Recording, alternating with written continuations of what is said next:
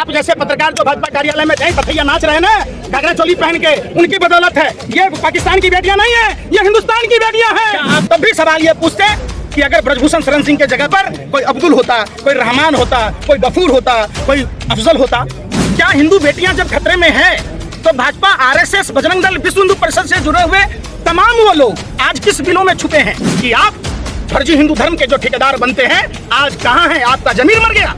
ये सवाल पूछता है भारत और इन पर थूकता है भारत। पंकज जी, आप बहुत दिनों के बाद आए हैं जंतर मंतर, पहलवानों का प्रदर्शन चल रहा है, कब तक चलता रहेगा? ये बात तो आपको मोदी जी से पूछना चाहिए। अच्छा, सबसे पहले हाँ, कि जिस हिंदू धर्म की व्याख्या गलत तरीके से आप मीडिया के लोग करते हैं, और हिंदू धर्म में यत्र नारेस्तु पूज्यन्ते रमन्ते तत्र देवता, अच्छा, जहाँ नारी की पूजा होती है वहाँ देवताओं का वास होता है। तो क्या प्रधानमंत्री जी असुर प्रवृत्ति के हैं? ये सबसे बड़ा सवाल है। सबसे बड़ा सवाल है क्या हिंदू बेटियां जब खतरे में है तो भाजपा, आरएसएस, बजरंग दल, विश्व हिंदू परिषद से जुड़े हुए तमाम वो लोग आज किस बिलों में छुपे हैं? क्या हिंदू बेटियों की दर्द चीखें उनके कानों तक नहीं सुनाई दे रहा? क्या वो गूंगे और बहरे हो गए हैं? ये सवाल पूछता है और इन पर थूकता है कि सवाल जब ये बिल्किस बानो के गैंग रेपियों को सम्मान कर रहे थे तब भी पूरा देश आहत था। आज प्रधानमंत्री जी, आपकी बेशर्मी की हद पार हो गई। आपके आवाज से चंद कदमों की दूरी पर देश की बेटियां,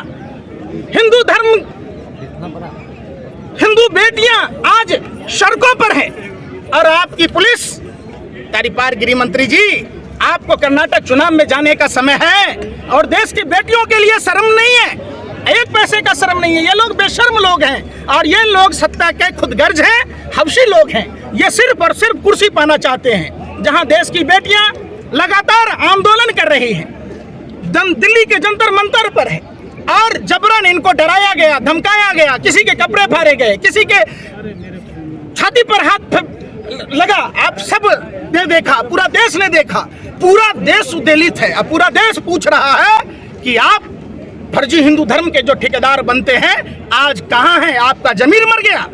ये सवाल पूछता है भारत और इन पर थूकता है भारत। सबसे बड़ा सवाल है, आप कब निकलेंगे घर और मकानों से? प्रधानमंत्री जी, आप कब निकलेंगे? तारीपार गिरी मंत्री जी, कब निकलेंगे? स्मृति ईरानी जी, पालघर की घटना पर आप नागिन डांस रहे थे, जब पता चला कि वो साधु का हत्यारा भारतीय जनता पार्टी का कार्यकर्ता है, बिल में घुस गए, तब से अब तक नहीं निकले हैं। नहीं निकलते ये लोग हर चीज में राजनीतिक फायदा निकालते हैं। इसको जाट वर्सेस ठाकुर की लड़ाई मना रहे हैं। ये जाति का लड़ाई नहीं है, ये धर्म की लड़ाई नहीं है, ये देश के बहन बेटियों की इज्जत आबरू बचाने की लड़ाई है।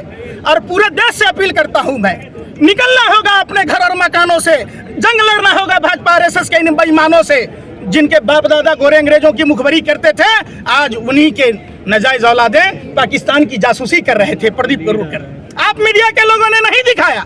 अगर उनके जगह पर किसी मुसलमान का नाम होता तो आप नागिन डांस नाच रहे होते।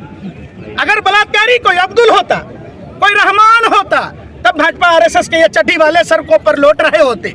आप बताइए ना, कहाँ है ये? किस बिल में छुपे हैं? हम तो कहते हैं हरियाणा के तमाम भाजपा विधायकों से आपको इस्तीफा दे देना चाहिए। क्या आप इतने बेशर्म हो गए कि आप विधायक सांसद बनने के लिए अपने बेटियों की आवाज नहीं बन रहे? मैं गारंटी के साथ कहता हूं, पूरे देश में घूम घूम कर देश की बेटियों के इंसाफ की लड़ाई लड़ूंगा और ये बात यही नहीं रुकेगी। पूरे देश के लोग देश के पहलवान बेटियों के साथ हैं। जब गोल्ड मेडल लेके आते हैं, प्रधानमंत्री जी सेल्फी लेते हैं, फोटो लेते हैं, और आज जब देश की बेटियां सड़कों पर अपने इंसाफ के लिए गुहार लगा रही है, जब इनका एफआईआर दर्ज नहीं किया जा रहा था, हम सुप्रीम कोर्ट का धन्यवाद करते हैं जिनके आदेश के कारण एफआईआर दर्ज हुआ। और निश्चित तौर पर देश के हर नौजवानों को, देश के हर नागरिकों को देश की बेटियों के इंसाफ के लिए सड़कों पर निकलना होगा। आप लोग सवाल उस पर नहीं पूछते। सजा मिलेगी? अरे भैया, देश में संविधान है, देश में लोकतंत्र है, ये कोई भाजपा आरएसएस के नेताओं का बपौती नहीं है, दहेज में लेके नहीं आया। ये तो वो लोग हैं जो गोरे अंग्रेजों की दलाली कर रहे थे। और इतने बेशरम कैसे प्रधानमंत्री जी 80,000 का मशरूम खा के सो रहे होंगे आप इतने निष्ठुर अमानवीय कैसे हो सकते हैं? जिस आदमी के अंदर जमीर जिंदा होगा, देश के इन पहलवान बेटियों के साथ होगा। क्या आप तब भी सवाल ये पूछते कि अगर ब्रजभूषण शरण सिंह के जगह पर कोई अब्दुल होता, कोई रहमान होता, कोई गफूर होता, कोई अफजल होता?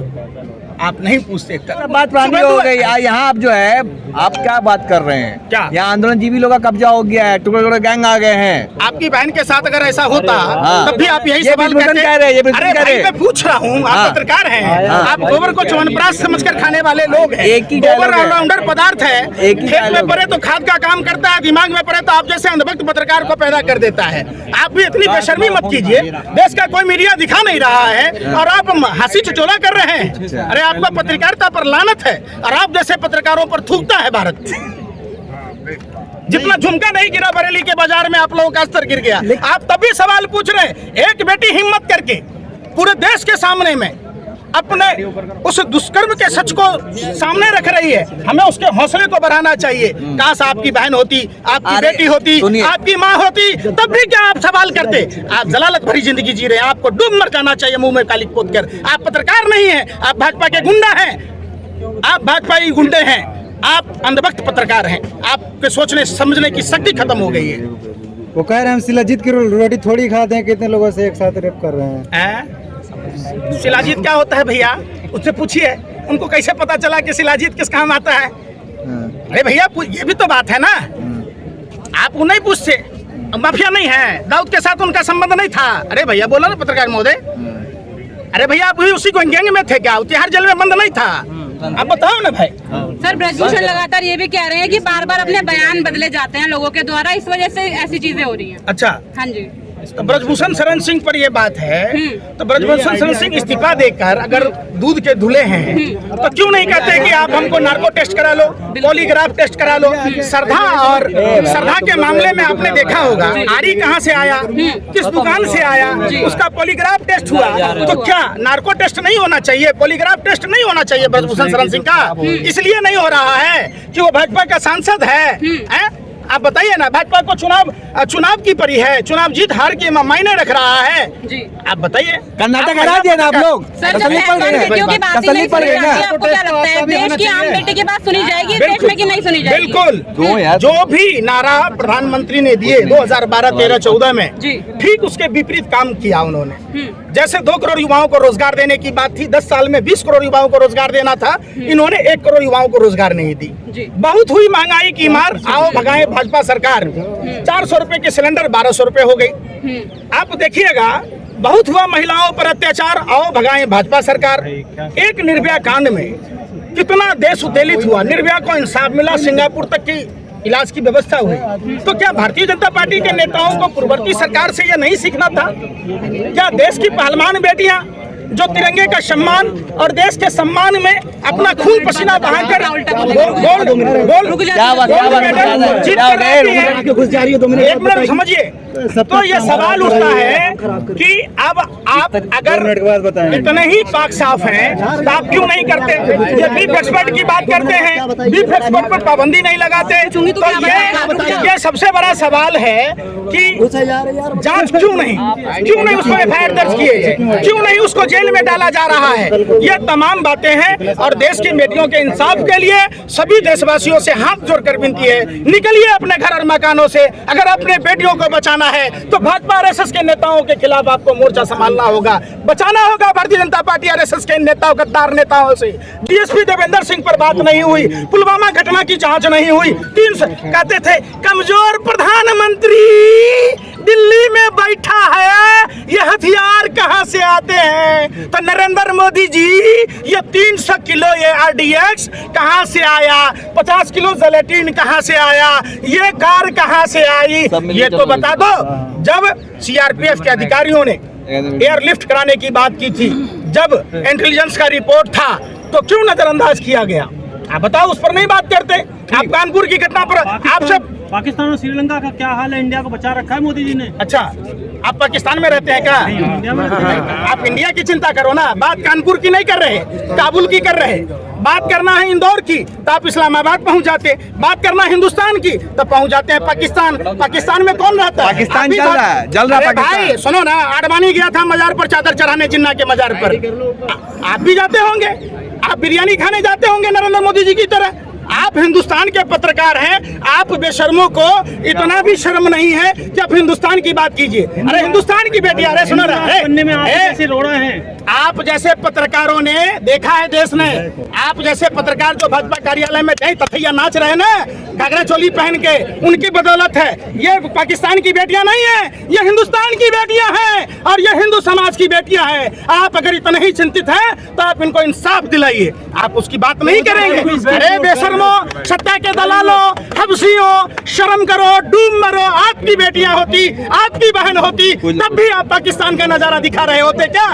पाकिस्तान का कनेक्शन है आपका, आप जरूर आरएसएस के कार्यालय जाते होंगे। अरे आप वही, आपके बाप दादाओं ने गोरे अंग्रेजों की मुखबरी की और आप पाकिस्तान की जासूसी करने वाले प्रदीप कालूकर के भाई लगते हैं। आओ, आओ।